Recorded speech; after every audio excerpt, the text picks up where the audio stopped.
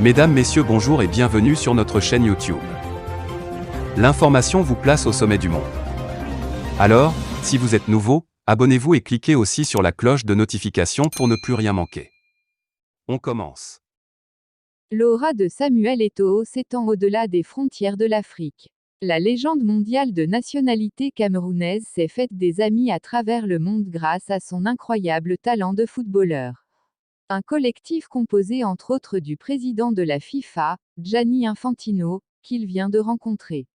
Samuel Eto'o et son frère Gianni Infantino. La scène est immortalisée par une photo publiée par Samuel Eto'o sur son compte Instagram. Aux côtés de Gianni Infantino, tous deux très souriants, le lion indomptable prend un verre en compagnie de celui qu'il appelle son frère.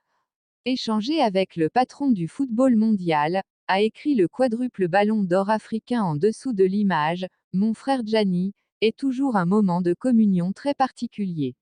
Merci président. Eto'o, Infantino, de quoi parlait-il? Devant ce beau cliché, on est bien forcé de se demander ce qui se trame derrière.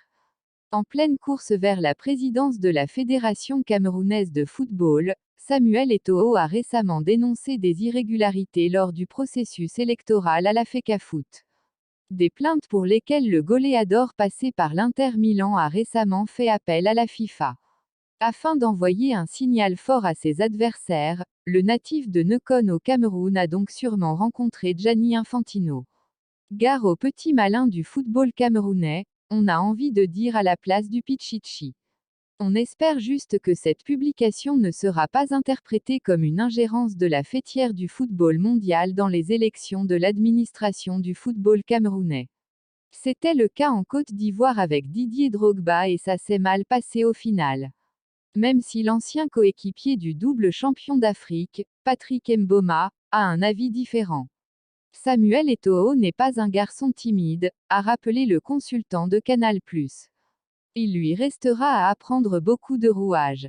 Au niveau de l'aspect politique, je pense qu'il a déjà des avancées qui peuvent être décisives.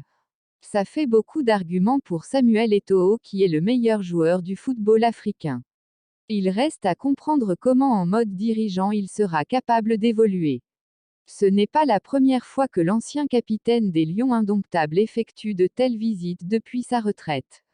Le meilleur buteur camerounais de tous les temps a effectué des arrêts similaires dans plusieurs pays au cours des 12 derniers mois, rencontrant les chefs d'État. La visite du quadragénaire en Suisse intervient quelques heures à peine après le lancement de son site de campagne. Samuel Eto'o a fait l'actualité en tant que candidat au poste de président de la Fédération camerounaise de football, notamment après avoir remporté les élections en tant que délégué dans la Sanaga maritime.